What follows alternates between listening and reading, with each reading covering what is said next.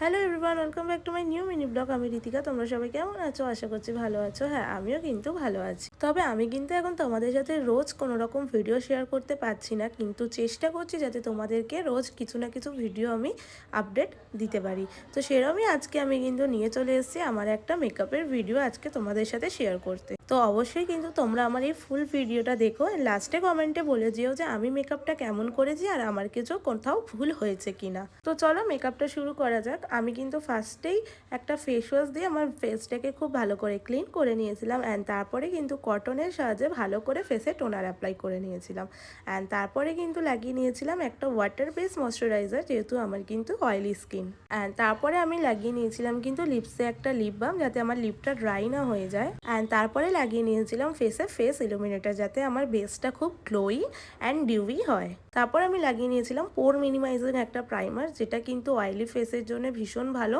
এটা লাগালে কিন্তু ফেসের অয়েলটা অনেকটা কন্ট্রোল হয়, অ্যান্ড সোয়েটও কিন্তু অনেকটা কন্ট্রোল হয়। এটা লাগানোর পরেই কিন্তু আমি আমার ফেসে যে চোখের নিচে বা গালে অ্যান্ড ঠোঁটের চারপাশে যে কালো স্পটগুলো আছে, সেটা কিন্তু একটা অরেঞ্জ কালারের কনসিলার দিয়ে খুব ভালো করে কারেক্টার করে নিয়েছিলাম। অ্যান্ড তোমরা দেখো আমি কিন্তু খুব হালকা হাতে আঙুলের সাহায্যে ব্লেন্ড করেছি, অ্যান্ড তারপরে লাস্টে আমি বিউটি ব্লেন্ডার দিয়ে হালকা কিন্তু ব্লেন্ড করে নিয়েছিলাম। অ্যান্ড তারপরের স্টেপেই কিন্তু আমি ফাউন্ডেশন ইউজ করেছি, কিন্তু আমি ফাউন্ডেশনটা ব্লেন্ডিংয়ের যে ভিডিওটা সেটা নিতে ভুলে গেছিলাম, সেই জন্য তোমাদের সাথে সেটা শেয়ার করতে পারবো না। সো সেটার জন্য সরি।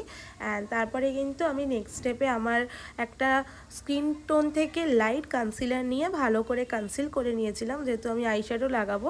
তো সেই জন্য আমি কনসিল করে নেওয়ার পর কিন্তু ভালো করে বিউটি ব্লেন্ডার দিয়ে ব্লেন্ড করে নিয়েছিলাম, যাতে প্রত্যেকটা জিনিস খুব ভালোভাবে আমার ফেসে সেট হয়ে যায়। অ্যান্ড তারপরে মেকআপ সেটিং স্প্রে দিয়ে আমার বেসটাকে খুব ভালোভাবে আমি সেট করে নিয়েছিলাম। অ্যান্ড তারপরে আমি ইউজ করে নিয়েছিলাম একটা ক্রিমি টেক্সচারের ব্লাশার। অ্যান্ড তারপরে কিন্তু আমি আমার ফেসটাকে পাউডার দিয়ে খুব ভালোভাবে সেট করে নিয়েছিলাম। অ্যান্ড তারপরে আমি ইউজ করেছিলাম হচ্ছে একটা নিউড কালারের আইশ্যাডো, যেটা আমার আইলিডটাকে সেট করে দিয়েছিল। অ্যান্ড তারপরে আমি একটা পিঙ্ক কালারের পিগমেন্ট দিয়ে আইশ্যাডোটাকে হাত দিয়ে খুব ভালো করে ব্লেন্ড করেছিলাম। সবসময় আমি আইশ্যাডো ব্রাশ দিয়ে লাগাই, বাট আমি সেদিনকে কিন্তু আমার হাত দিয়েই খুব ভালো করে ফিঙ্গার টিপ দিয়ে ব্লেন্ড করে নিয়েছিলাম। তোমরা দেখতেই পাবে যে কত সুন্দর ফিনিশিংটা এসেছিলো। অ্যান্ড তারপর আমি মাস্কারা অ্যান্ড আইলাইনার লাগিয়ে নিয়েছিলাম। অ্যান্ড তারপর ফেসের নোজ বোনটা হাইলাইট করার জন্য আমি একটু হাইলাইটারও একটা লাগিয়ে নিয়েছিলাম। আমার হাইলাইটার লাগাতে খুব ভালো লাগে, স্পেশালি আমার নোজ বোনে। আমি চাই যাতে আমার নোজ বোনটা খুব ভালো করে হাইলাইট করে, তো সেটার জন্য একটা হাইলাইটার লাগিয়ে নিয়েছিলাম। অ্যান্ড তারপরে কিন্তু আমার লুকটা পুরোপুরি কমপ্লিট হয়ে গেছিলো, শুধু বাকি ছিল হচ্ছে লিপস্টিক।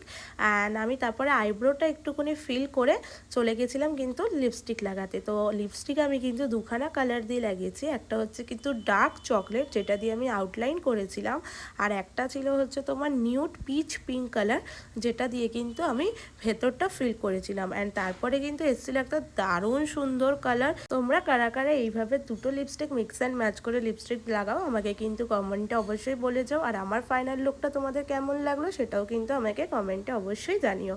আর এরকম ভিডিও আরও দেখতে চাইলে আমার ইউটিউব চ্যানেলটা কিন্তু সাবস্ক্রাইব করে আমার পাশে থেকো, আর আমার ভিডিওগুলোতে অবশ্যই লাইক করে দিও। আর তোমরা যারা আমার ভিডিও ইনস্টাগ্রাম বা ফেসবুকে দেখছো, তারা কিন্তু আমার ভিডিওটা লাইক করে প্রোফাইলটা ফলো করে আমার পাশে থেকো। তো আজকে আমি বিয়েবাড়ির তোমাদের সাথে লুকটা শেয়ার করলাম, এরপর কিন্তু আমি আমার সেকেন্ড পার্টে বিয়েবাড়ির পুরো ভিডিওটা তোমাদের সাথে শেয়ার করব।